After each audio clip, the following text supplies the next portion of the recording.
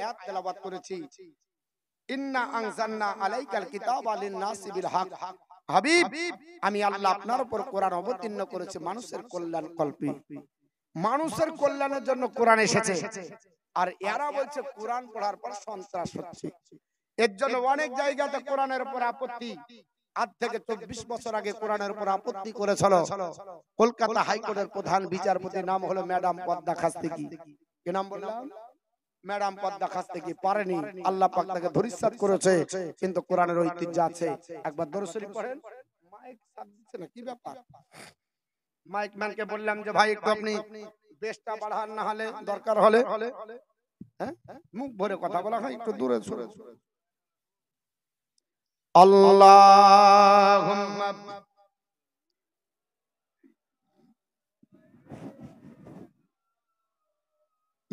মাওলানা মুহাম্মদ ওয়া আলা আলি মাওলানা ওরে আমিন ভাইয়া আবজ হয়ে থাকবে কত দিন। ওরে আমিন ভাইয়া আবজ হয়ে চলবে কত দিন। আজ ভেঙেছে বাবরি মসজিদ, কাল ভাঙিবে তাজমহল। আজ ভেঙেছে বাবরি মসজিদ, কাল ভাঙিবে তাজমহল। এমনি করে ধ্বংস হবে দেশের মুসলমান রে মুমিন ভাইয়া আবজ হয়ে চলবে কত দিন।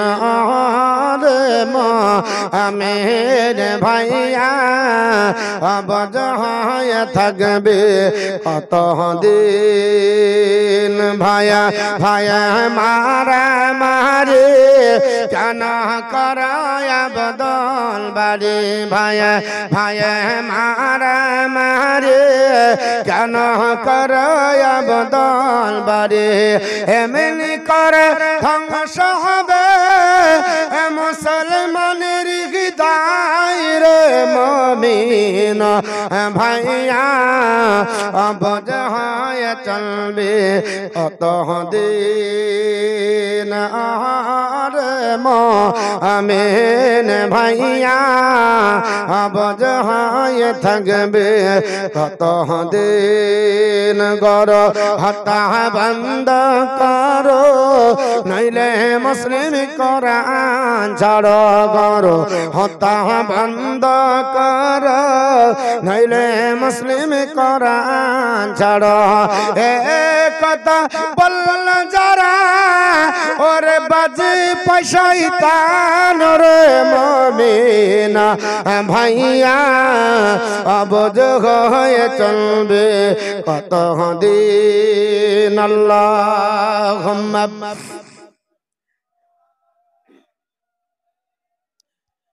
মাওলানা মুহাম্মদ ওয়া আলা আলি সাইয়্যিদিনা মাওলানা মুহাম্মদ সাল্লাল্লাহু আলাইহি ওয়াসাল্লাম। আমার মুসলমান বলার উদ্দেশ্য হলো পৃথিবীর জমিনে আল্লাহর কোরআন ডিলিট করতে কেউ পারেনি, পারবে না, এবং আল্লাহর ঘর মসজিদ কেউ পারবে না। জোরে বলুন সুবহানাল্লাহ। তিনটি জিনিসকে পৃথিবী থেকে সহজে ওঠানো যাবে না। একটা হলো কালামুল্লাহ, আল্লাহর কালাম, একটা হলো রাসূলুল্লাহ রাসূলুল্লাহ, আর একটা হলো আপনার বাইতুল্লাহ, আল্লাহর ঘর। আগেও পারেনি, এখনো পাচ্ছে না, আগামীতেও পারবে না। আজ থেকে 2000 আপনার আজ থেকে আপনার 24-25 বছর আগে ওই আপনার কলকাতার হাইকোর্টে প্রধান বিচারপতি, নাম হলো ম্যাডাম পদ্মা খাস্তিকি, আল্লাহর কোরআন সম্পর্কে যখন কেস করা হলো, এই কোরআন পড়ার পরে মুসলমানের জনসংখ্যা বেড়ে যায়। কোরআন পড়ার পরে মানুষেরা মুসলমান হয়ে যায়। মুসলমান হবে এটা তো আপনার বলা হয়েছে। আমার নবী নবী বলে গেছে আর আমার নবীর কথা পরে বলবো। পৃথিবীর জমিনে খ্রিস্টান ধর্মাবলম্বী লোকটার নাম জর্জ বার্নার্ড শ।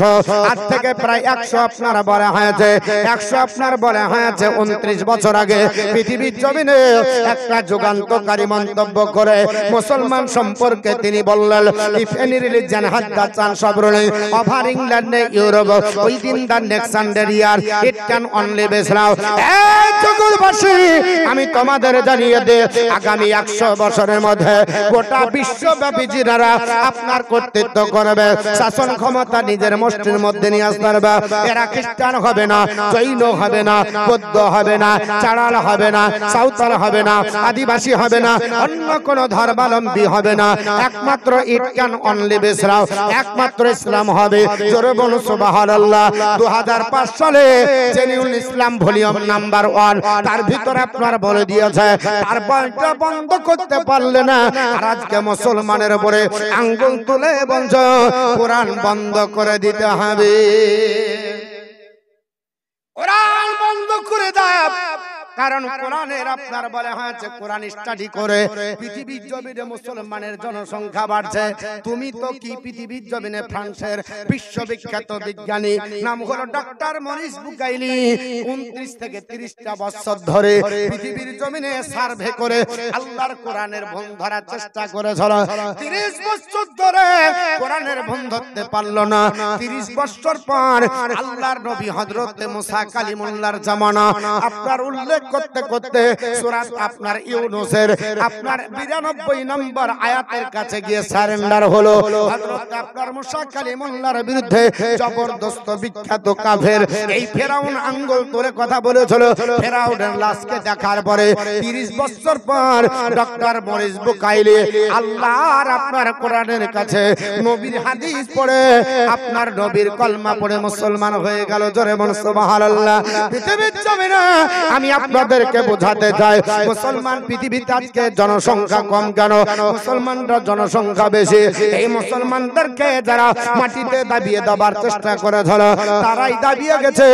আল্লাহ ইসলাম ধর্মের বরকত রেখেছে, আগামীতে গোটা বিশ্ব মুসলমানদের হাতে আসবে। জোরে বলুন সুবহানাল্লাহ। আরেকটু জোরে বলুন সুবহানাল্লাহ। মুসলমানদের জনসংখ্যা আদমশুমারি অনুযায়ী আপনার সমীক্ষকগণ বলেছে 2040 সালে মুসলমানরা পৃথিবীতে 1 নাম্বার হবে। জোরে বলুন সুবহানাল্লাহ। এই ভারতের মাটিতে আপনার সবচাইতে ভারতের জনসংখ্যা বেশি। আগে চীন আপনার 1 নাম্বার ছিল, ভারত এখন 1 নাম্বার হয়েছে। এবং ভারতের মাটিতে যত মুসলমান আছে কত মুসলমান অন্য কোন দেশে নাই। সৌদিতে মুসলমান এত নাই। আপনার বলে হচ্ছে তুর্কিস্তান থেকে শুরু করে নাইজেরিয়া থেকে শুরু করে অন্য কোন দেশে নাই। আল্লাহ পাক ভারতের মাটিতে এত মুসলমান দিয়েছে। এই মুসলমানরা একদিন গোটা বিশ্ব জয় করবে। ম্যাডাম পদ্মা খাস্তি বলল কোরআন বন্ধ করে দেওয়া হবে। এর জন্য মুসলমানরা চিন্তিত হয়ে গেল। আমরা পার্লামেন্টে কথা বলতে পারবো না, আমাদের অধিকার নাই। মেম্বার প্রধান এমএলএ এমপি আমরা বানাতে পারিনি, পার্লামেন্টে যাবার মতো কাউকে বানাতে পারিনি। আমরা যাকে বানাচ্ছি ও তো আপনার ড্রিঙ্ক করে, পান করে, ও বেটা হাদিস কোরআন বোঝে না, ওকে মেম্বার অফ পার্লামেন্টের সদস্য বানিয়ে তাকে পাঠিয়েছে, ও তো বুঝে না। আপনার পৃথিবীর জমিনে ও আপনার কি বলবে সম্ভব নয়। আল্লাহর আপনার কোরআনের বিরুদ্ধে যখন স্লোগান উঠলো, আল্লাহর আপনার বান্দারা আল্লাহর উপর সঁপে দিয়ে বলেছিল আল্লাহ তোমার ঘর তুমি রক্ষা করেছো। আপনার বলা হয়েছে নবীর দাদা আব্দুল মুত্তালিব তোমার উপর ছেড়ে দিয়েছিল, আমরা তোমার কোরআন তোমার উপর ছেড়ে দিলাম। আমার কোরআন তোমার উপর ছেড়ে দিলাম। সেই জায়গায় ইতিহাস অলগা করুন, ইতিহাস আপনার পড়ুন, ভালো করে একটু জানুন। ম্যাডাম পদ্মা খাস্তি 24 থেকে 25 বছর আগে ইতিহাস আলগা করুন। বাংলা সাহিত্যের ইতিহাস একটা রচনা হয়েছে, লেখকের নাম আপনার ডক্টর অসিত কুমার বন্দ্যোপাধ্যায়। তার 5ম খণ্ডে লেখা আছে ডক্টর অসিত কুমার বন্দ্যোপাধ্যায় বলেছিলেন হে ম্যাডাম পদ্মা খাস্তি পৃথিবীর জমিনে আর গ্রন্থ যদি বলো সেগুলোকে ডিলিট করা সম্ভব হবে, উড়িয়ে দেওয়া সম্ভব হবে, কিন্তু আমার তাহাকি অনুযায়ী আল্লাহর কোরআন ডিলিট করা সম্ভব সম্ভব নয়, হারিয়ে দেওয়া সম্ভব নয়। ম্যাডাম বলেছিল কোরআনকে ব্যান করে দেওয়া হবে, কোরআনের প্রচার হবে না, কোরআনের প্রসার হবে না, কারণ কোরআন পড়ার পরে মুসলমানের জনসংখ্যা বেড়ে যায়। ম্যাডাম পদ্মা খাস্তিকিকে আপনার ডক্টর অসিত কুমার বন্দ্যোপাধ্যায় বলেছিল, ম্যাডাম আর অন্য গ্রন্থ বন্ধ হতে পারে, আল্লাহর কোরআন আপনার বন্ধ হবে না। বলে যদি তুমি চ্যালেঞ্জ করো, কোরআনকে বস্তার ভিতরে ভরো, রামায়ণ বস্তার ভিতরে ভরো, মহাভারত বস্তার ভিতরে ভরো, ত্রিপিটক বস্তার ভিতরে ভরো, জিন্দা বস্তার ভিতরে ভরো, গ্রন্থ সাহেব বস্তার ভিতরে ভরো, আপনার বলে হাতে ভরার পরে হাওড়া ব্রিজে নিয়ে যাও, জলাশয়ে নিমজ্জিত করে দাও, 1 বছর সময় দেওয়া হবে, রামায়ণ তৈরি করে দেখাও। ম্যাডাম দাঁতে কলম ধরে বলেছিল ওটা তো সম্ভব হবে না। বলে কেন হবে না? রামায়ণের হাফেজ পাওয়া যাবে না, 2 বছর সময় দেব, মহাভারত তৈরি করো, সম্ভব হবে না, মহাভারতের হাফেজ পাওয়া যাবে না, 3 বছর সময় দেব, গীতা তৈরি করে দেখাও, সম্ভব হবে না, এর হাফেজ পাওয়া যাবে না, 4 বছর সময় দেব, 4টা বেদ তৈরি করো, সম্ভব হবে না, 4 বেদের হাফেজ পাওয়া যাবে না, 5 বছর সময় দেব, হিন্দু শাস্ত্রের প্রাচীন গ্রন্থ নাম হলো তার পুরাণ বাবা, 18 খণ্ডে বিভক্ত তৈরি করে দেখাও, সম্ভব হবে না, 6 বছর সময় দেব, ত্রিপিটক করে দেখাও, সম্ভব হবে না, এরও হাফেজ পৃথিবীতে নাই, 6 আপনার 7 বছর দেব, আপনার জিন্দাবেস্তা তৈরি করো, এটাও হবে না, এরও হাফেজ পাওয়া যাবে না, 8 বছর সময় দেব, গ্রন্থ সাহেব তৈরি করো, এটাও হবে না, এরও হাফেজ পাওয়া যাবে না।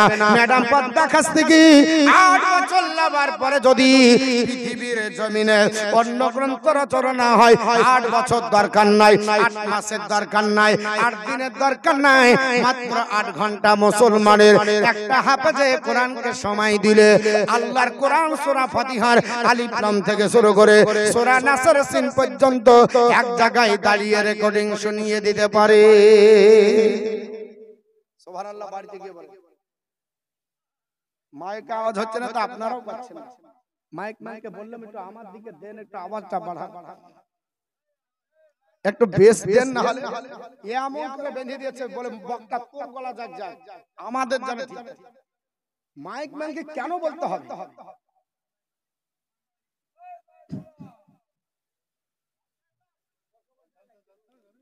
আল্লাহুম্মা সাল্লি আলা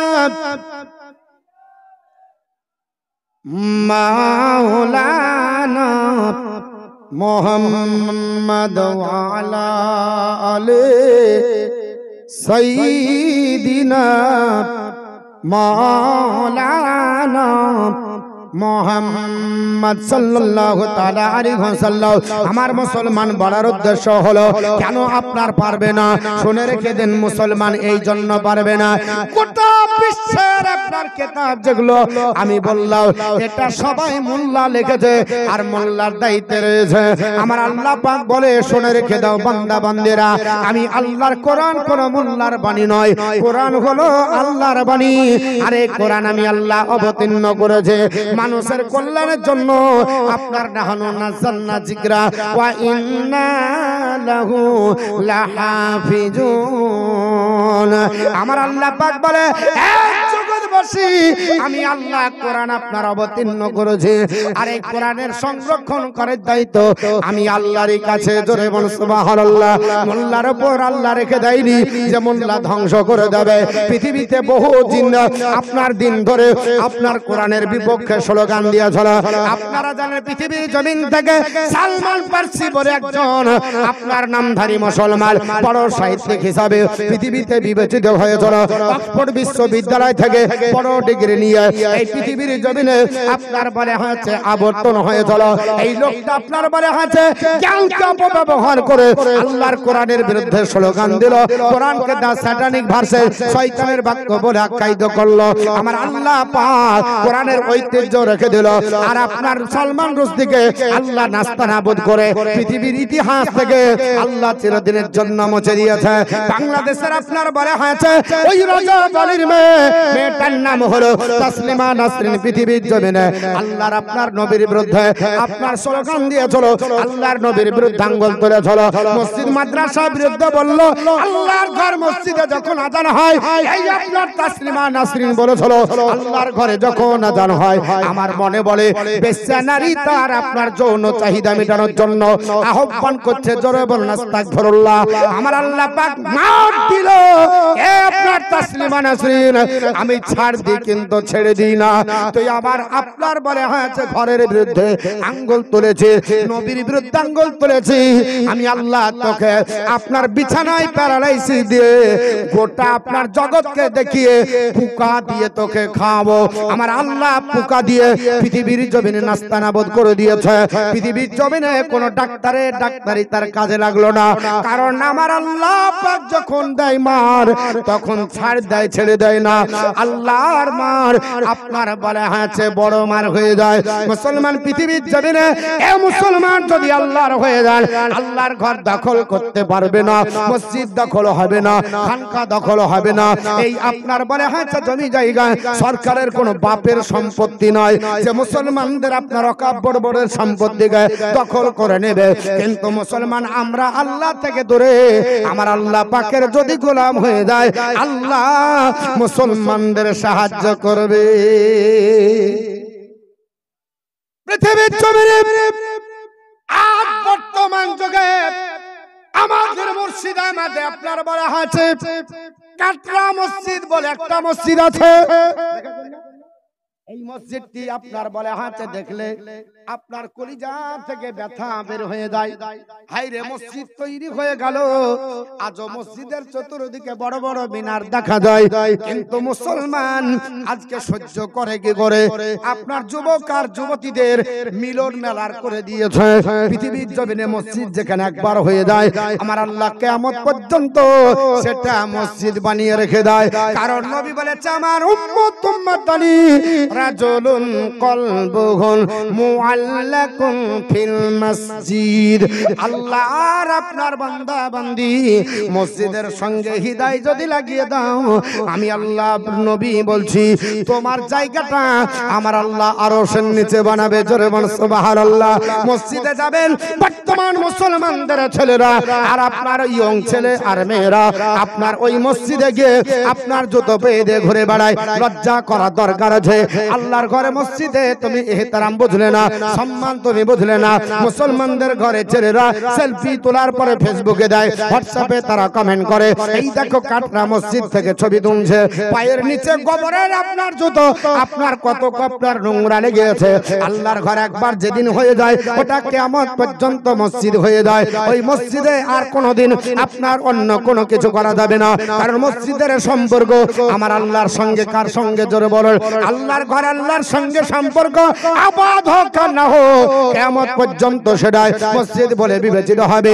আজ মুসলমান কেন আপনি আপনার বলে হাঁটছে সেই মসজিদে আপনার যাবার পরে কেন জুতো পেয়ে দিয়ে ঘোরেন? আপনি মুসলমান যদি ওখানে না যেতেন তাহলে মুসলমানরা যদি আপনার ওখান থেকে পরহেজ করত, ওই মুসলমানদের মসজিদটাকে তারা এইভাবে অপব্যবহার করে আপনার বলে হাঁটছে করতে পারতো না।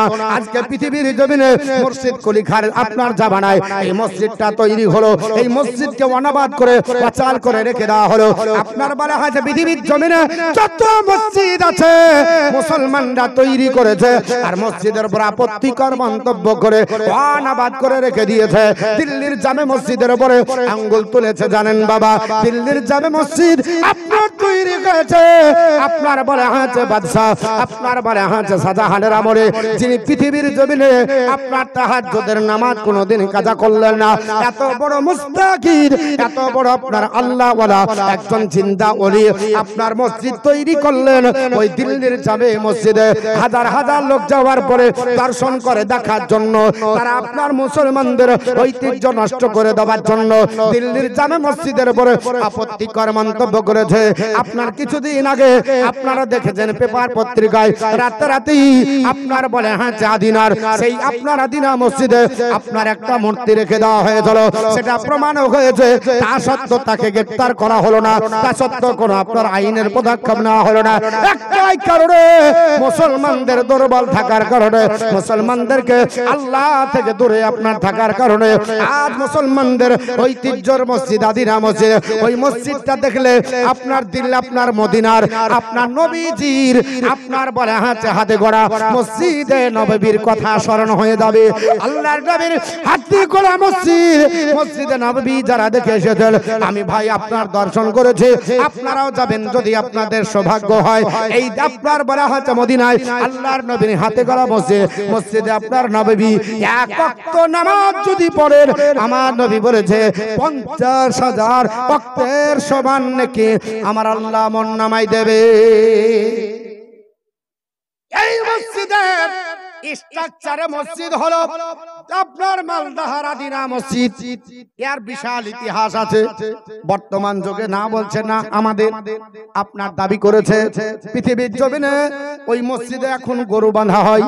আপনার গিরিলে দেখবেন যদি কেউ আপনার যান এবং শুকুর বেঁধে রাখে, যারা মসজিদের আশেপাশে আছে সবগুলোই হচ্ছে আপনার শুকুর পোষালক, আপনার গরু পোষালক। এরা আপনার বলে হয়েছে গরু পোষে মসজিদকে নাপাক করে রেখে দেয়। আল্লাহর ঘর যদি নাপাক করে কিয়ামতের দিন হিসাব দিতে হবে কিনা। এই মসজিদের ইতিহাস একটু ভালো করে যদি জানা যায়, আল্লাহর আপনার বান্দা বাদশা সেকেন্দার শাহ তৈরি করেছিলেন। একটু ইতিহাস বলি তাহলে আপনাদের মগজ সাফ হয়ে যাবে। এই মসজিদ তৈরি করার পিছনে অনেক রহস্য লুকিয়ে আছে। আল্লাহর বান্দা বাদশা সেকেন্দার শাহ একদিন অসুস্থ হয়ে গেলেন। আপনার এমন অসুস্থ হলেন, পেটের যন্ত্রণা, ব্যথা বেদনা, আপনার ডাক্তার দেখালেন, কোন ডাক্তারের ডাক্তারি চললো না। কবিরাজ দেখানো হলো, কবিরাজের কবিরাজি চললো না। হাকিম দেখানো হলো, হাকিমের হিকমত চললো না। উকিল দেখানো হলো, উকিলের ওকালতি চললো না। এই বাদশা সেকেন্দার শাহ আপনার কিং কর্তব্য বিমূঢ় হয়ে গেলেন। আপনার ছোটাছুটি করতে লাগলেন। বাদশা সেকেন্দার শাহ আপনার মন্ত্রী মহোদয়দেরকে নিয়ে ডাক দিয়ে বললেন, হে মন্ত্রী মহোদয়, এমন একটা অসুখ হয়েছে, সারা রাতের ঘুম হারাম হয়ে যায়, পেটের ব্যথায় ছটফট করি, আপনার বাচ্চা ছেলের মতো আপনার বিছানায় গড়াগড়ি করে। মন্ত্রী মহোদয়, তোমরা আমাকে পরামর্শ দাও।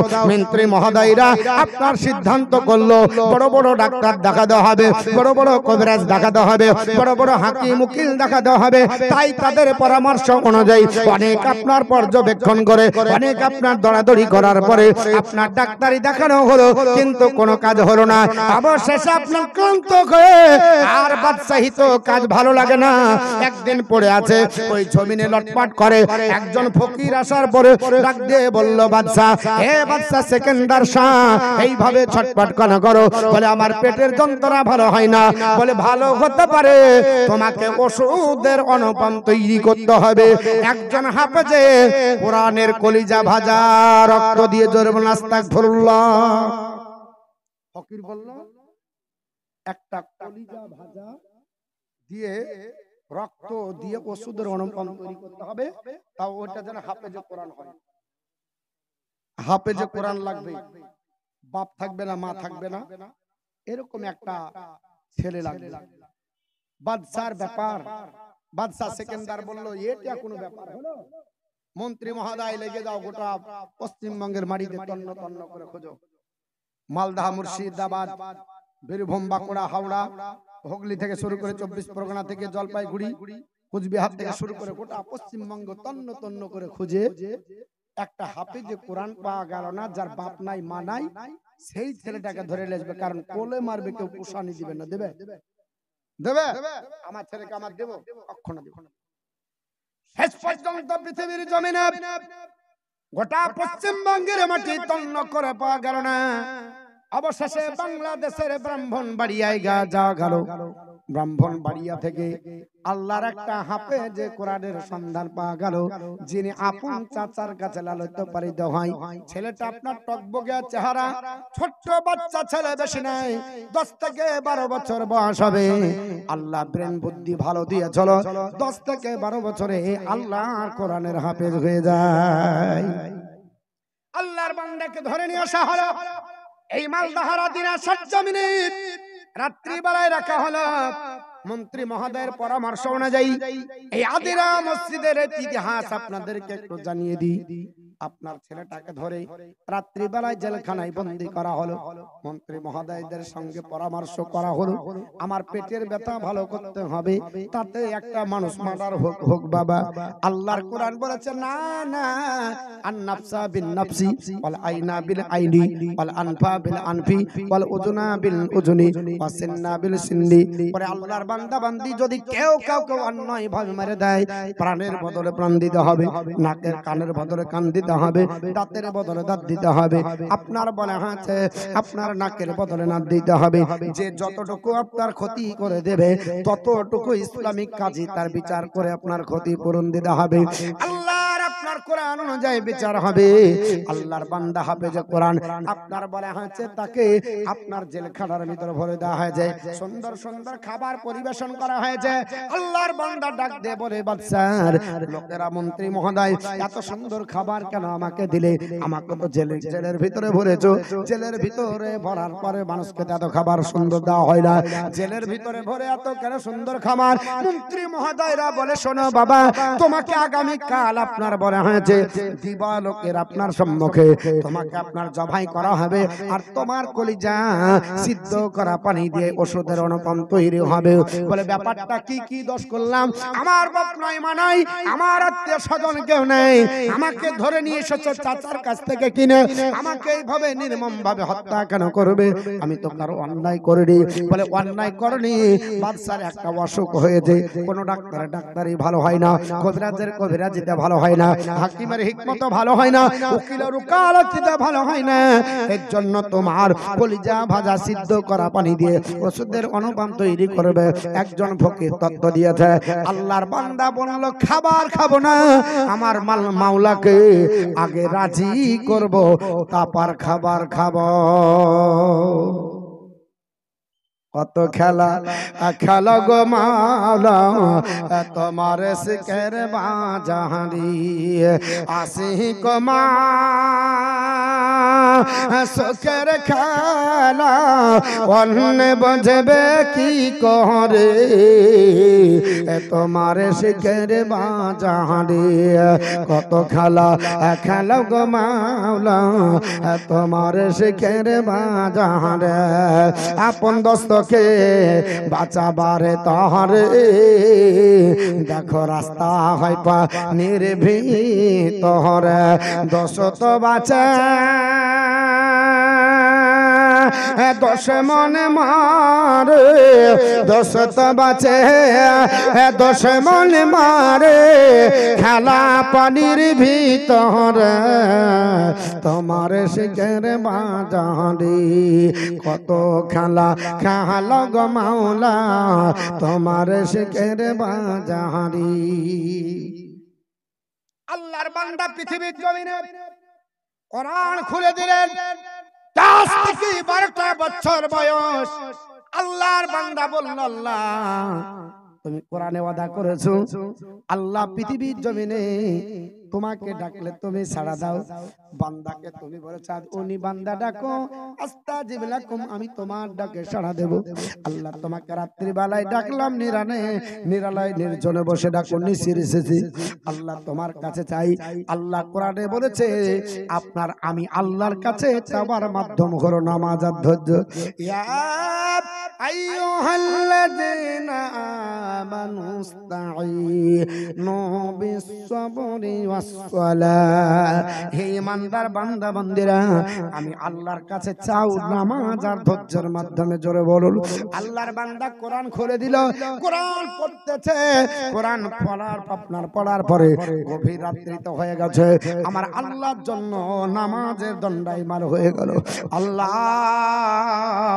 তোমার নবী বলেছে রাত্রি জাগরণ করো আল্লাহর জিকিরের মাধ্যমে, তুমি বলেছো আমার আপনার প্রেমিক প্রেমিকা বান্দা বান্দি তারা যারা রাত্রি কাটাবে কে আমার সাজদায়, আমার আল্লাহ বলেছে আপনার বলা আছে ওয়াল্লাযিনা ইয়াবিতুনা লিরাব্বিহিম সুজদান ওয়া কিয়ামা and those who believe who spend their night purely standing before the Lord, আমার প্রেমিক প্রেমিকা বান্দা বান্দি তারা হবে যারা রাত্রি কাটাবে কিয়াম মানে নফল নাফতার নামাজ পড়ে আর সিজদা করে, তারা হলো আমার প্রেমিক প্রেমিকা। আল্লাহ যদি তোমার প্রেমিক প্রেমিকার ভিতরে আমি থাকি, আজ আমি দোয়া করেছি, আমার দোয়া আল্লাহ তুমি কবুল করে দাও। আল্লাহ রিটার্ন দেবে না। আল্লাহ আর আপনার বান্দা আপনার হাফেজে কোরআন হাত তুলে আপনার মোনাজাত করে চোখের পানি ছেড়ে আপনার কান্না করে আর জেলখানার ভিতরে মাটি ভেজে দেয়। আমার আল্লাহকে ডাক দিয়ে বলে, আল্লাহ আমার প্রাণ যদি চলে যাবার আপনার সময় হয়ে যায়, আমি আপনার হাজার চেষ্টা করলে আমার প্রাণে কেউ বাঁচাতে পারবে না। আর তুমি যদি আমার প্রাণ নাশ করার কোনো ক্ষমতা কাউকে না দাও, তাহলে আমার এই জায়গায় কেউ আমাকে প্রাণ নাশ করতে পারবে না। আল্লাহ তুমি হায়াতের মালিক, আল্লাহ তুমি মওতের মালিক। আল্লাহ তোমার কাছে আমি দরখাস্ত করলাম, একটাই কারণে দরখাস্ত করছি, আমার আপনার রক্তে হাতকে রঞ্জিত করে জাহান্নামে চলে যাবে বাদশা। কিন্তু আল্লাহ এটা তো কাবিরা গুনার কাজ। এই জন্য তোমার কাছে ডাক দিয়ে বলি, আল্লাহ যদি আমি তোমার সত্য বান্দা হয়, কোরআন যদি সত্য হয়, আল্লাহ তোমার কাছে ডাক দিয়ে বলি, বাদশার চিরদিনের অসুখ ভালো করে দাও। আল্লাহর কাছে মানব দরবারে হাত তুলে দোয়া করে বাদশা সেকেন্দার সাহেব সারা রাত্রি আপনার জায়গা আছে, কোন দরবারে হাত রাত্রিতে কেউ ঘুম দিতে পারে না। রাজপ্রাসাদ থেকে বাড়িয়ে জেলখানার দিকে লটপট করে আর চলে যায়। জেলখানার দিকে আপনার লক্ষ্য পড়ে গেল, আরে জেলখানায় আপনার বলে হাঁচে কে রোনা জারি করে, কে কান্না করে। দেখা গেল হাফেজে কোরআন আল্লাহর কাছে চোখের পানি ছেড়ে কাঁদি। আমার আল্লাহ পাক বলেছে, রাজুলুন যাকারাল্লাহু খালিয়ান ফাফাদাত আইনাহু। নবী বলেছে, যারা পৃথিবীর জমিনে চোখের পানি ছেড়ে কান্না করবে, আমার আল্লাহ তাদের জন্য আরশের নিচে জায়গা বানিয়ে দেবে। জোরে বলুন সুবহানাল্লাহ। আল্লাহর বান্দা রাত্রি বেলাতে চোখের পানি ছেড়ে কাঁদে আর বলে, মাবুদ গো আমি চলে যাব, আমার এতে আপত্তি নয়। আল্লাহ আমার ইন্তিকাল হয়ে যাবে, এতে আমার কোনো আপত্তি নয়, কিন্তু তোমার একটা বান্দা আমাকে রক্তাক্ত করে জাহান্নামে যাবে। আল্লাহ তুমি তার অসুখ যদি ভালো করে দাও, আমাকে প্রাণে বাঁচিয়ে দেবে এবং সেও কাবিরা গুনাহ থেকে বেঁচে যাবে। আমার আল্লাহ দোয়া কবুল হয়ে গেল। বাদশা সেকেন্দার শাহ সেইখান থেকে আপনার রিটার্ন চলে গেল। আপনার মনে মনে চিন্তা করলো, হারে যাকে আপনার কতল করার জন্য কলিজা ভাজা সিদ্ধ করা পানি দিয়ে আমি ওষুধের অনুপম তৈরি করব বলে যে বাচ্চাটাকে নিয়ে আসলাম, বাপ নাই মা নাই, মাউর সন্তান কেউ তার পাশে দাঁড়ায়নি, কেউ তাকে মারার জন্য বাধা দিল না। আমি আপনার নিয়ে এসেছি, সে বাচ্চাটা আমার হয়ে কান্না করে। এত আপনার বলে আছে, সুন্দর বাচ্চাকে যদি মেরে দিই, আমি কিয়ামতের দিনে আল্লাহর দরবারে হিসাব দিতে পারবো না। আমার আল্লাহ পাক পৃথিবীর জমিনে যদি হিসাব নাই, আমি বাদশা সেকেন্দার শাহ আমার দ্বারা সম্ভব হবে না। আল্লাহর বান্দা কেঁদে কেঁদে আপনার বলা আছে, সেজদায় পড়ে কান্না করে, মাবুদ আল্লাহ আমি তোমার আপনার হাফেজে কোরআন, আল্লাহ তোমার কোরআনের ওয়াস্তে দিয়ে বলি, তুমি বাদশা সেকেন্দার এই মুহূর্তে আল্লাহ ঘুম দিয়ে দাও।